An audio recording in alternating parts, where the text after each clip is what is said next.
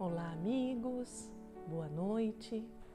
Nós estamos aqui novamente reunidos para darmos continuidade ao estudo do Livro dos Espíritos. Essa noite quem falará conosco será o nosso amigo Pfeiffer. Antes de passar a palavra ao Pfeiffer, eu gostaria de convidar todos para a nossa prece inicial.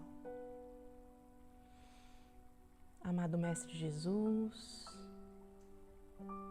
mais uma vez, aqui estamos reunidos em Teu nome, com o intuito de conhecer um pouco mais sobre o Consolador prometido que Você nos enviou, para que fortalecesse a nossa fé e nos orientasse nessa caminhada evolutiva. Que possamos, Senhor, contarmos sempre com vosso auxílio em toda essa jornada, principalmente na compreensão do que aqui será dito, pois sabemos que a nossa evolução, o nosso progresso, o nosso desenvolvimento moral passa primeiro pelo intelectual, pelo entendimento de tudo o que ocorre. Então, assim, agradecidos por sabermos da vossa imensa bondade, apoio e amor, nós iniciamos os estudos da noite, passando a palavra ao nosso companheiro Pfeiffer. Que assim seja. Olá, boa noite a todos. Hoje, dando seguimento, então, aos estudos que realizamos aqui na casa, no NEAP, nós iremos falar sobre penas e gozos terrestres. Esse aí é o primeiro estudo, a primeira lição, que ela está contida no livro 4 do Livro dos Espíritos. Quanto mais nós temos a oportunidade de estudarmos a doutrina espírita, em especial o Livro dos Espíritos, nós vamos admirando cada vez mais a pedagogia utilizada pelo nosso codificador Allan Kardec.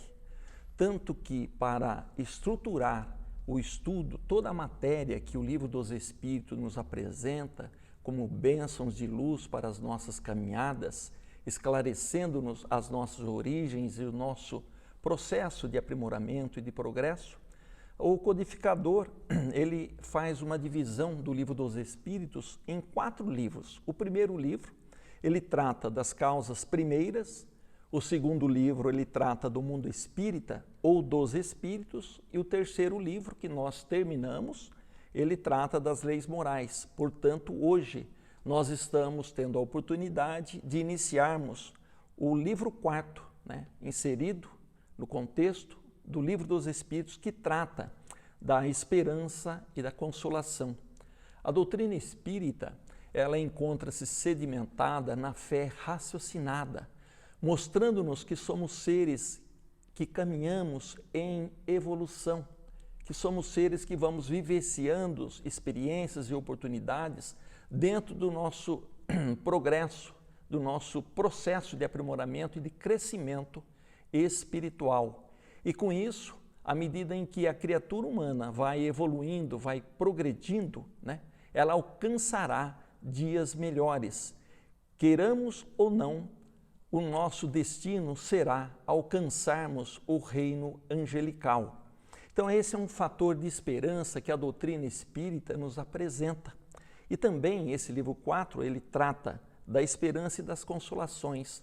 As consolações, nós vamos encontrar a chave necessária para a compreensão de toda a mensagem de amor e de fraternidade que o Cristo trouxe à humanidade, e aí nós passaremos a entender, a ter condições de entendermos que as promessas feitas pelo Cristo, as bem-aventuranças, elas se processam, elas ocorrem na vida posterior, nas vidas sucessivas, na medida em que nós vamos nos aprimorando e crescendo moral, intelectual e espiritualmente. Então, esse tema que nós iremos refletir nesta noite, penas e gozos terrestres, ele está contido, ele está inserido nas questões de número 920 a 957 do Livro dos Espíritos, ficando todos convidados a realizar essa leitura depois, em casa, para o acompanhamento dos tópicos que aqui nós iremos trazer para as nossas reflexões. E nós iremos abordar, então, os tópicos que o codificador colocou nesse tema que trata dos penas e gozos terrestres: felicidade e infelicidades relativas, perda de pessoas amadas, decepção, ingratidão, afeições destruídas, uniões antipáticas, medo da morte, desgosto da vida e o suicídio. É um capítulo bastante vasto, né? Trazendo aí tópicos importantes para elucidar a compreensão nossa diante da vida, diante das dificuldades e todos os problemas pelos quais nós passamos no percurso de nossa caminhada rumo ao nosso aprimoramento, ao nosso crescimento espiritual. Então, veja bem, para que a gente possa fazer uma reflexão, nós vamos partir do nosso cotidiano, não é verdade? Imaginando o problema que cada um de vocês que está aí tendo a oportunidade de nos ouvir, o seu problema pessoal, o problema que toda a humanidade passa, né? No nosso dia a dia, onde as pessoas procuram valorizar o ter e não o ser, onde uma pessoa em condutas caracterizada pelo egoísmo, ela acaba desprezando o seu próximo, o seu semelhante, onde uma pessoa vai passando por cima da outra, desrespeitando. Então esse é o contexto do mundo que nós vivemos nas nossas experiências do dia a dia, esse mundo atribulado, toda essa correria. Então, como entender a lição da felicidade e da infelicidade? Se nós vivemos numa turbulência no nosso cotidiano, então a doutrina espírita, ela traz o subsídio, ela oferta o mecanismo para que a gente possa fazer um deslocamento de interpretação do ato de nossas existências. A doutrina espírita nos mostra que nós somos seres espirituais que estamos vivendo experiência carnal. Só que as pessoas, a grande maioria que aqui se encontra, ela acha que ela é um ser material, esquecendo-se da condição da sua unidade espiritual. Então, o olhar que a doutrina espírita nos traz, nos convida à reflexão, ele parte dessa premissa onde devemos nos entender como seres espirituais que vivenciamos oportunidades e experiência no mundo carnal. Para quê? Para evoluirmos, para crescermos, para transcendermos as nossas paixões, as nossas inferioridades. Então é dentro desse norte que a doutrina espírita nos convida à reflexão desse tema a respeito da felicidade e infelicidade. O que vem a ser a felicidade? A felicidade é um estado de satisfação completa que toma conta de toda a consciência, onde não há nenhum tipo de sofrimento. Então essa é uma definição de felicidade.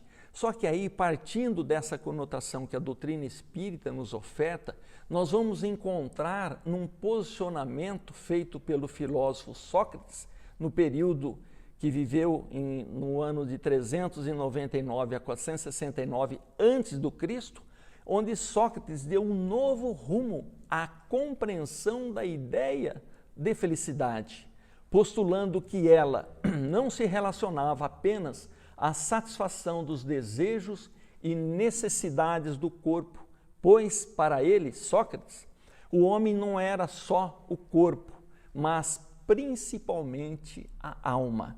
Assim, a felicidade era o bem da alma que só podia ser atingido por meio de uma conduta virtuosa e justa, né? Então, já antes mesmo do Cristo vir trazer a sua mensagem de amor e fraternidade à criatura humana para iluminar os corações e o caminho da criatura humana na sua caminhada evolutiva, Sócrates, antes dele mesmo, já trouxe a definição do que vem a ser a felicidade, né? Considerando a existência nossa na condição de ser espiritual. E a primeira pergunta, então, que Kardec, o codificador, endereça aos espíritos é se o homem desfruta da felicidade completa na Terra. Nós vamos encontrar essa indagação feita pelo codificador na pergunta de número 920. E a resposta que os espíritos dirigiram a Kardec e que serve para a nossa reflexão é que o homem ele não desfruta da felicidade completa na Terra, né? Porque a vida lhe foi dada como prova ou como expiação. Nós já falamos aqui nos nossos estudos por diversas ocasiões que, dado ao nosso nível de evolução intelectual, moral e espiritual, nós vivemos na escola chamada Planeta Terra, que vem a ser um mundo de provação e um mundo de expiação. O que vem a ser isso? É um mundo que nos oferece as condições necessárias ao exercício do nosso aprimoramento, ao exercício do desenvolvimento das nossas faculdades espirituais, para que a gente possa alargar melhor a nossa compreensão a respeito da vida e com isso evoluirmos e com isso crescermos. Daí porque as vicissitudes, as desigualdades, os problemas pelos quais cada um de nós passamos, por vivermos, por estagiarmos num mundo de provas e expiações. Mas mesmo vivendo no mundo de prova e expiação, com tantas desigualdades de nível de conhecimento, desigualdades culturais, desigualdades intelectuais e de elevação moral, depende a cada um de nós suavizar os nossos males e ser tão feliz quanto lhe seja possível viver sobre a terra, né? Então, apesar de vivermos num mundo turbulento, compete a cada um de nós nos exercitarmos para sermos tão felizes quanto possível, né? É valorizar um amigo, é valorizar o nosso próximo, o nosso semelhante, naquelas condutas do nosso cotidiano, você extrair a grandeza e a beleza daquele momento que você está vivendo como um momento de felicidade. Se, porventura, nós, seres humanos, fizermos um projeto unilateral para buscarmos a felicidade e encaminharmos a Deus, encaminharmos a providência divina, evidentemente que esse projeto unilateral, ele não vai contar com a homologação, com a aprovação de Deus, porque o projeto de felicidade, ele não pode ser unilateral, né? Ele deve respeitar o seu próximo e o seu semelhante, todos aqueles os quais nós temos a oportunidade de nos relacionarmos na nossa família, no nosso local de trabalho, no nosso meio social, enfim, onde nós, criaturas humanas, nos movimentamos. Por quê? Porque nós seremos felizes quando a nossa felicidade promover a felicidade do meu próximo, do meu semelhante, e mais, que ela não seja fundamentada na infelicidade do outro. Nós, seres humanos, apesar de imperfeitos, nós trazemos no nosso íntimo, né, essa necessidade de sermos bondosos, de sermos generosos. Toda vez que a criatura humana ela tem uma conduta que ela se desvirtua, que ela se afaste dessa característica da prática da lei do amor em relação ao próximo, ela vai sentir-se os efeitos, ela começa a sentir-se insatisfeita consigo mesmo, porque a bondade ela está na essência da criatura humana. É certo que existem algumas criaturas que elas ainda não conseguiram alavancar, despertar esse amor que ela tem no seu íntimo, né? Deixando ainda se levar por ilusões do campo material do seu cotidiano. E aí, mesmo dentro desse campo, desse mundo de desigualdade onde nós vivemos, né? Como conseguir então a felicidade na Terra até que a humanidade alcance o seu patamar maior de evolução, né? Até que ela alcance a sua transformação. Como que deve ser a minha conduta? Então, os espíritos respondem ao codificador da doutrina espírita, Allan Kardec, dizendo que o caminho é praticando a lei de Deus, onde o homem proporcionará a si mesmo a felicidade tão grande quanto comporte a sua existência no planeta Terra. E ainda, para que a gente possa entender, essa lição também nos traz um subsídio de que qual é a medida da felicidade, né? Como que eu vou alcançar a felicidade? Então, no campo material, por exemplo, ela vai ser extensiva à posse do necessário. Basta eu ter a posse do necessário, é o suficiente para eu alcançar a felicidade. Mas isso dentro de uma visão limitada. Na visão do aspecto moral, eu tenho que ter o quê? A minha consciência tranquila e a fé no futuro.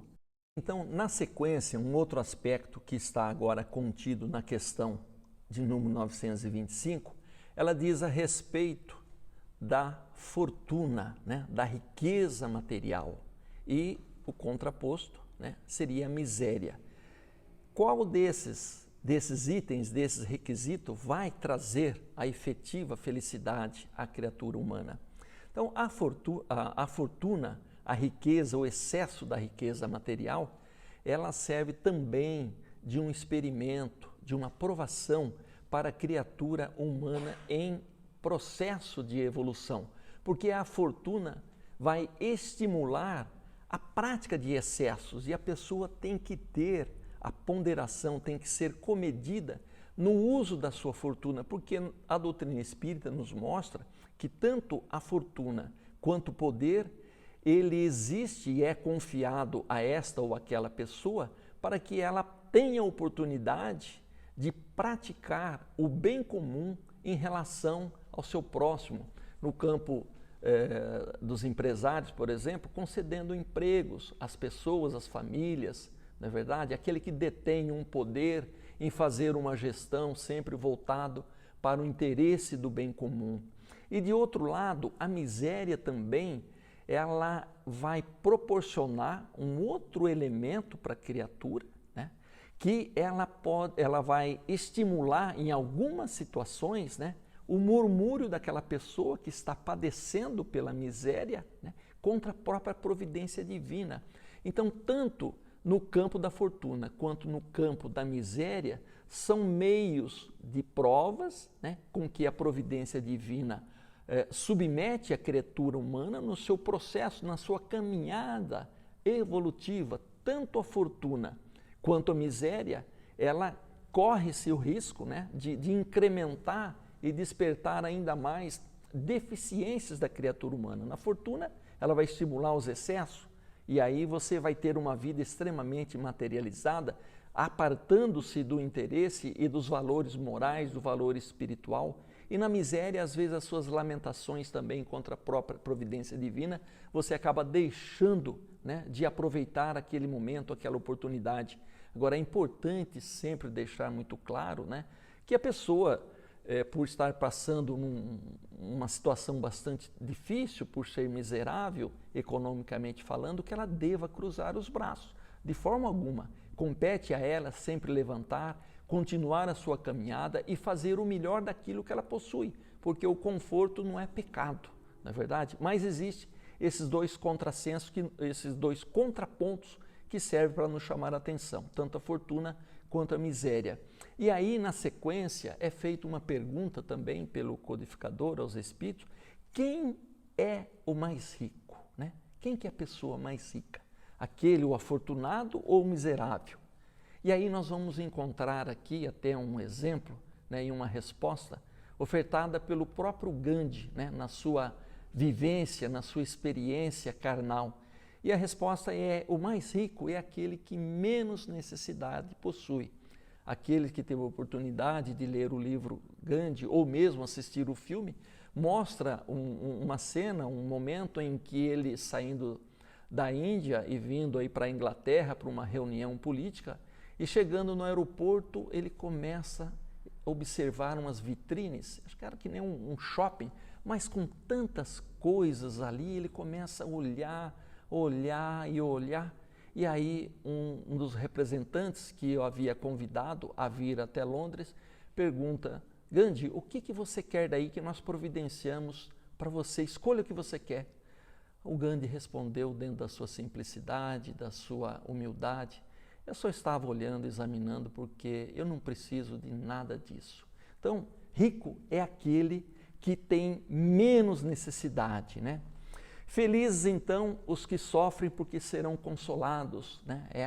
É uma parábola, é uma mensagem, é um ensinamento de fraternidade que o Cristo trouxe à humanidade, né? Prometendo essa recompensa desse consolo nas vidas sucessivas, quando nós alcançarmos, e à medida em que nós vamos evoluindo, à medida em que a criatura humana ela vai evoluindo, ela vai enriquecendo-se de valores morais, ela vai ganhando mais consciência espiritual, alargando a sua consciência e assim aumentando a sua capacidade de compreensão da sua própria vida, do seu ato de existir como ser que caminha na busca da transcendência incessante. Aí na sequência aqui, nós iremos falar aqui rapidamente também, por conta do tempo, nas perguntas de número 934 a 936, que trata da perda das pessoas amadas. Nós poderíamos começar falando este tópico, perguntando se a dor de uma mãe que perde um filho, de uma brasileira que perde um filho, ou de uma indiana que perde um filho, é diferente a dor desta mãe aqui no Brasil? É diferente a dor daquela mãe lá na Índia ou em qualquer lugar do país? É diferente? Não. As dores são as mesmas da mãe que está reencarnada aqui no planeta, ou melhor, planeta Terra, aqui no Brasil, e aquela que está lá na Índia, né? Porque é através da dor que a criatura humana acaba se nivelando, acaba se igualando, né? Dentro do processo de evolução. Então vamos ver aqui o que nós temos mais a respeito da perda das pessoas amadas, né? Então o Kardec pergunta aos espíritos, né, se é legítima a dor pela perda de pessoas queridas. Sim, é legítima, porque essa dor ela atinge a todas as criaturas, a todas as pessoas, porque nós vivemos, conforme nós já mencionamos anteriormente, no mundo de provação, no mundo de expiação, e nós precisamos vivenciar essas alternâncias, esses contrastes que a vida oferta à criatura humana, para que assim ele possa despertar, ganhar consciência, crescer e aprender com aquela situação. Mas a doutrina espírita, ela está aí para dizer que a morte não existe, né? Nós poderíamos dizer assim, qual que é o contrário da vida? Normalmente as pessoas falam, é morte. Ora, a morte subentende, né, numa análise, o fim. Então, qual que é o contrário do fim? É o início. Então, o nascimento é o início de uma criatura na sua peregrinação carnal, na busca de experiência que necessita para o seu crescimento, para o seu aprimoramento. E quando termina esse período de estágio, necessário a todas aquelas lições as quais esse espírito que reencarnou veio aqui colher, então ocorre o evento morte, né? Então, com isso, nós temos, né, no nascimento o ponto inicial e na morte do corpo físico o ponto final. A doutrina espírita, ela tira esse limite, ele tira esse véu, alargando o horizonte a respeito da compreensão da vida. E com isso, nós vamos entender, pura e simplesmente, que a vida não tem contrário, que a vida simplesmente é. São as formas que aparecem ao reencarnarmos e desaparecem ao desencarnarmos. E assim, nós vamos nos alternando, né? Ora no plano espiritual, mergulhamos no corpo carnal em busca de vivências, em busca de experiência, de oportunidade ao nosso aprimoramento e ao nosso crescimento, e quando cessa esse período, nós retornamos para a dimensão espiritual. Então são as formas que aparecem e desaparecem, né? A morte, a doutrina espírita vem nos tranquilizar, nos confortar a respeito da nossa compreensão de que somos seres espirituais vivenciando experiência carnal. E na medida em que a doutrina espírita nos mostra que somos seres eternos, que o que ocorre nesse momento é apenas uma viagem que aquela criatura, que o nosso ente querido realizou, às vezes antes da gente, mas o destino dele e o nosso será o mesmo. Então, a doutrina espírita, nos mostrando a existência da vida espiritual, ele também pergunta, o codificador perguntou aos espíritos, se a minha tristeza, que aqui enquanto ser encarnado, em face da partida do meu ente querido, se essa tristeza minha vai afetar o meu ente querido? Sim, ela vai afetar. Daí a importância de compreendermos essa mensagem que a doutrina espírita nos oferta, que somos seres espirituais, porque nós continuamos ainda a nos relacionar, muito embora cada um na sua dimensão, aquele que aqui permaneceu na sua dimensão física, o seu ente querido, ele está na dimensão espiritual. Então ele vai sentir sim as nossas tristezas e às vezes até ele se choca, se decepciona com aquela falta de fé da nossa parte, com aquela falta de compreensão, com aquela falta de confiança em Deus, né? De que a vida continua. Então, a doutrina espírita ainda nos mostra que é possível o reencontro, que é possível nós mantermos o contato, o diálogo através do intercâmbio mediúnico com o nosso ente querido, né? Então a doutrina espírita, ela nos mostra que a vida continua e com isso, um outro aspecto também, a doutrina espírita, ela alarga o pensamento do homem e abre-lhe novos horizontes, mostrando-nos que esta vida é apenas um elo do conjunto de grandiosidade da harmonia da obra do Criador. Essa citação nós vamos encontrar no Evangelho segundo o Espiritismo. Repetindo, ó, o Espiritismo alarga o pensamento do homem e abre-lhes novos horizontes, mostra-nos que esta vida é apenas um elo do conjunto de grandiosidade e harmonia da obra do Criador. Então, com isso, a gente já vai, na sequência aqui, passar por um outro tópico que está contido aqui, que está dentro daquilo que nós nos propomos a trazer nesta noite, que diz respeito à decepção, ingratidão e às afeições destruídas, né? Quem de nós não teve uma decepção? Quem de nós não vivenciou uma ingratidão? Só que sempre que a gente faz essa pergunta, a gente sempre pensa daquele que nos decepcionou, daquele que foi ingrato em relação a nós. Nós nunca nos colocamos no outro lado, né? Na outra posição. Quantas pessoas que também nós acabamos decepcionando por determinadas condutas e assim sucessivamente. Mas olha, nós vivemos num mundo, né, de expiação, de provação, somos todos seres imperfeitos que caminhamos na busca do nosso aprimoramento, do nosso crescimento. Nós devemos lastimar as condutas dos ingratos para que eles também, quando nós tenhamos uma conduta de ingratidão, também eles tenham essa ponderação em relação às nossas condutas aí que vão contra a lei de amor que o Cristo trouxe à humanidade. E o maior modelo que Deus ofertou ao homem, Jesus, ele também foi ofendido, ele também foi injuriado, né? Então, a manifestação da ingratidão, por exemplo, né? Ela é uma manifestação decorrente do quê? Do egoísmo. Só que isso não deve afastar de nós a perseverança nossa na prática do bem em relação ao nosso semelhante. Nós devemos lembrar da lição de amor, de fraternidade maravilhosa que Jesus trouxe à humanidade para inaugurar uma nova era, para inaugurar uma nova humanidade, aprendendo a vivenciar o amor fraternal, né? amando e respeitando o próximo. E para que a gente possa amar e respeitar o próximo, nós devemos o quê? Praticar a caridade.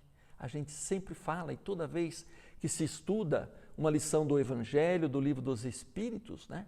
Está lá que nós devemos ser o quê? Em nossas condutas, sermos benévolos em relação ao nosso próximo, em relação ao nosso semelhante. Que além de sermos benévolos em todos os nossos gestos, as nossas condutas, nós também devemos ser indulgentes para com as falhas do nosso próximo, do nosso semelhante, para que o nosso semelhante também possa ser indulgente em relação às nossas deficiências, em relação às nossas práticas. Não basta eu ser benévolo nas minhas condutas, não basta eu ser indulgente em relação à deficiência do meu próximo, nós temos que praticar o perdão. Nós vivemos em grupo social e para vivermos em grupo social é indispensável o exercício, a prática do perdão às ofensas, o perdão das ofensas daqueles que nos ofendeu, para que o nosso semelhante também possa perdoar as nossas faltas cometidas em relação a ele. Então, não se consegue viver num grupo social sem o exercício, sem a prática do perdão.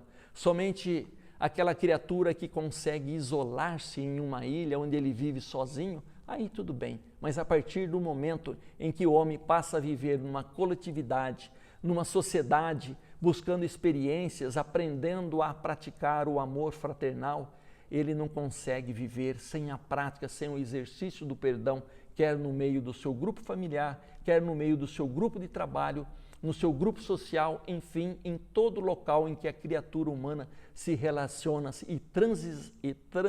e se locomove, né? Não saiu a palavra correta aqui. Ela precisa da prática do perdão, da compreensão, é indispensável. Nós, criaturas humanas, não conseguimos viver sem o exercício, sem a prática do perdão. E quando a gente pratica um gesto de caridade, de fraternidade e de amor em relação ao próximo, nós não devemos esperar nenhuma recompensa. A nossa conduta deve ser norteada pela alegria pura e simples de fazer o bem, de praticar o bem. Então, essa é uma forma de a gente superar este tópico das decepções, das ofensas, né? É praticando a mensagem de amor e de fraternidade que o Cristo trouxe à humanidade. Na sequência, tem um outro tópico que está ali contido nas questões de número 939 e 940, que trata das uniões antipáticas, né? Então, é a questão do amor e do ódio, né, nos relacionamentos. Porque, a princípio, toda a união, né, a criatura humana, o homem, a mulher, ou vice-versa, ela se deixa levar pelo quê? Pela aparência física, né? Pela ilusão do corpo, né? Pela beleza, mas na convivência, no dia a dia, onde torna-se imprescindível o exercício e a prática do perdão, né? E a pessoa não consegue fazer esse exercício da fraternidade, do perdão, e aí ela vai se distanciando daquelas afeições, notadamente de aparência física, né?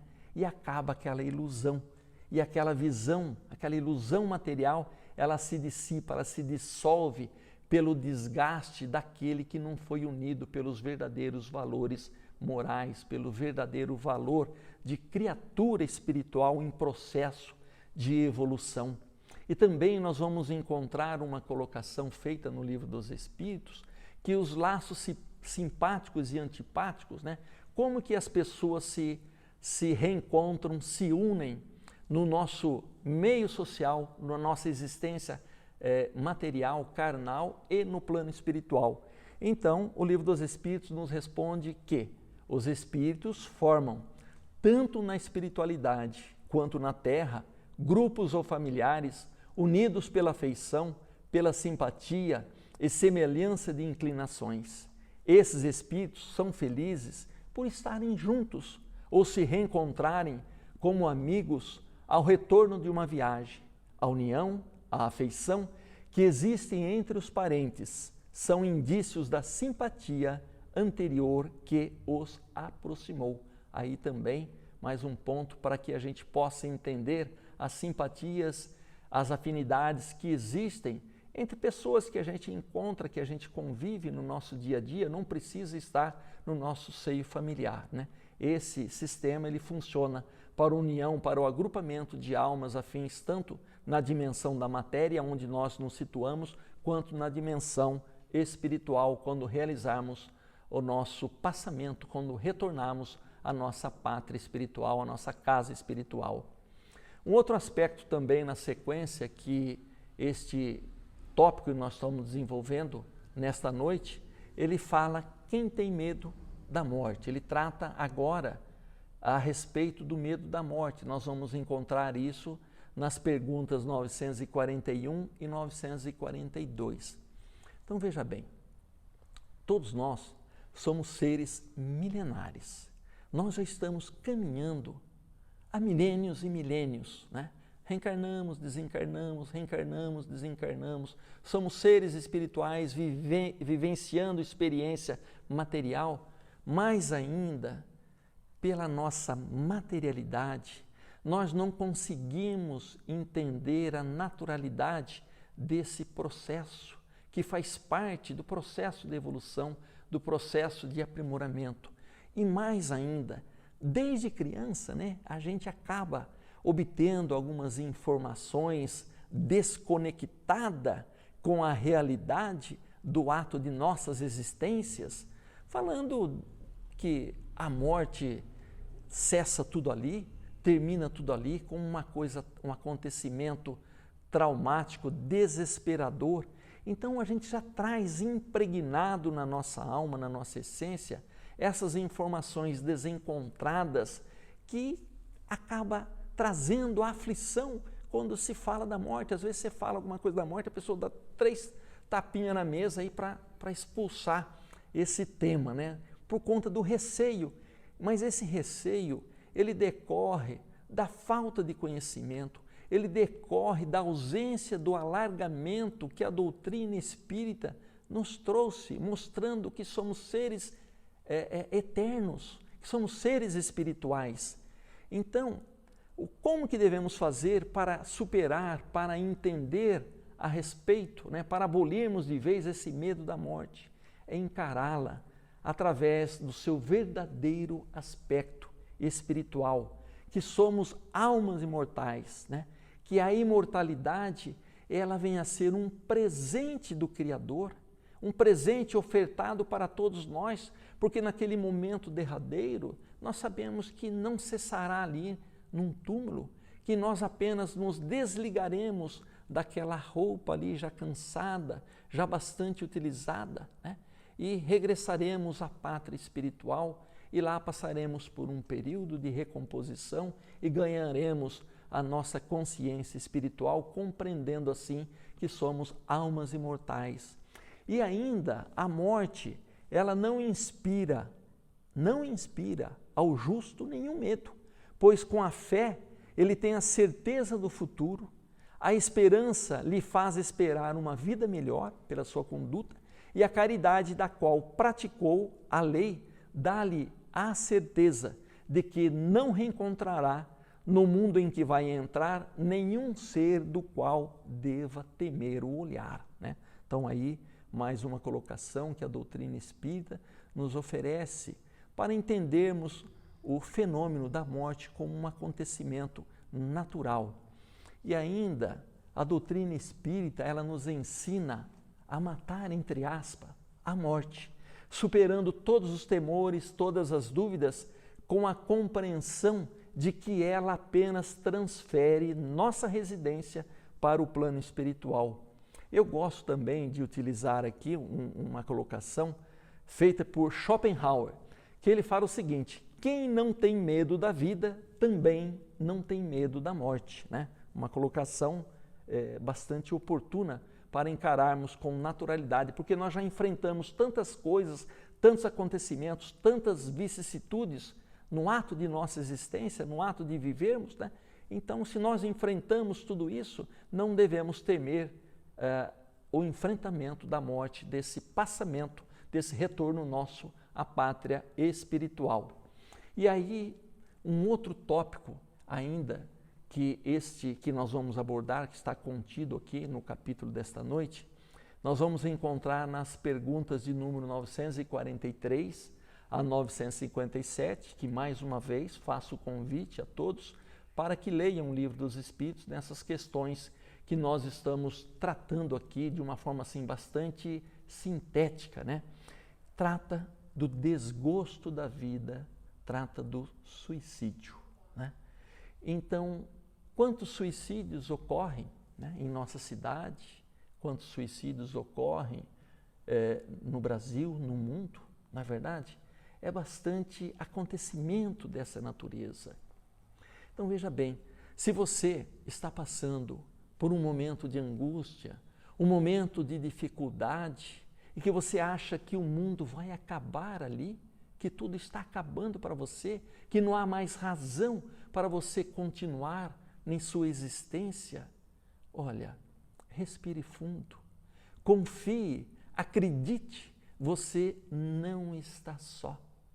Deus está lhe acompanhando, Deus está lhe estendendo as mãos para que você levante e continue a sua caminhada.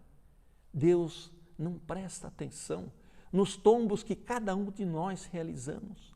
Deus nos aplaude a cada vez que nos levantamos e continuamos olhando para frente e caminhando com a fé, com a confiança na sua misericórdia divina, que está sempre nos concedendo oportunidades maravilhosas para o nosso aprimoramento, para o nosso crescimento. E a doutrina espírita vem nos dizer, vem nos mostrar de que a morte não existe, que somos almas imortais. Então, de nada adiantará por fim a um corpo, a uma existência de um determinado período que a misericórdia divina confiou a cada um de nós como oportunidade para evoluirmos, para crescermos em amor, para melhor compreendermos a razão de nossas existências no processo de aprimoramento, de evolução e de crescimento espiritual. Então, abandonar a vida pela porta do suicídio não é o caminho indicado. Ele deve ser abolido, porque todos os problemas, todas as situações tormentosas, elas passam, elas têm um prazo curto de limitação. A gente tem que confiar, tem que acreditar que tudo isso passará, que o momento difícil, ele cessará e nova luz, um novo alvorecer será concedido pela misericórdia divina para que nós possamos nos reerguer e continuar a caminhar na busca do nosso aprimoramento, do nosso crescimento espiritual, porque se ilude aquele que tenta sair do corpo para cessar o problema, porque a doutrina espírita está aí nos mostrando que com o evento morte nós apenas saímos do corpo físico, mas não saímos da vida, não saímos de nossas existências, os problemas ainda continuarão e nos acompanharão. E na medida em que Deus e que os benfeitores espirituais nos dizem que ninguém de nós caminhamos sozinho, que nós temos os nossos anjos da guarda, nós temos o Pai Celestial que acompanha a cada um de nós, então devemos nos fortalecer na nossa fé, na nossa confiança, para não abandonarmos o leme, para continuarmos em nossa caminhada. E como combater então esse desgosto, esse desânimo pela vida que algumas pessoas se deixam abater? A resposta que os benfeitores espirituais nos dizem, e vamos encontrar em todos os aspectos dentro da psicologia, da psicanálise, é através do quê? Da prática da lei, do amor, da prática da caridade, do amor ao próximo. É doando um componente positivo de energia sua em benefício do seu próximo, em benefício do seu semelhante. Muitas angústias da criatura humana decorrem da ausência da prática do amor, da ausência da prática da caridade. Então, o trabalho no bem, ele é uma forma de combater o desgosto da vida, aumentando assim o nosso ânimo, a nossa vontade de viver, lembrando que Deus ajuda todos aqueles que sofrem, mas não aqueles que não têm força, que não têm coragem para continuar caminhando, né? Então esse é a reflexão que nós temos, que o Livro dos Espíritos, que os benfeitores espirituais traz para nós, né? Porque se eu buscar a porta do suicídio para resolver um problema que está ali atormentando e que Deus está a nos dizer que aquele momento é passageiro, que tudo aquilo passa, eu cometendo suicídio, extirpando a vida física, eu passarei a ter aquele problema e mais o problema dessa conduta que foi violadora da lei de amor e de fraternidade. Então, essa mensagem, esse tópico, né, do suicídio, ele nos faz esse convite. Vamos continuar as nossas caminhadas, vamos nos encher de fé e de esperança, de mãos dadas com o Pai misericordioso, para que a gente possa superar um momento que passa, um momento difícil passa, e teremos condições sim de superar e continuarmos em nossas caminhadas. Então assim, a gente finaliza, chega ao final deste tema que nos propomos a trazer nesta noite, ficando aí sempre o convite para que todos leiam as perguntas que nós falamos aqui no início, né, para acompanhar mais atentamente o desenvolvimento e com mais riqueza que o codificador nos traz. Agradeço imensamente a atenção de cada um de vocês, rogando que o Pai misericordioso envolva a todos com muita paz, com muita luz no coração, para continuarmos todos caminhando sempre na busca do nosso aprimoramento, do nosso crescimento espiritual. Muito obrigado por sua atenção, uma boa noite, fique com Deus.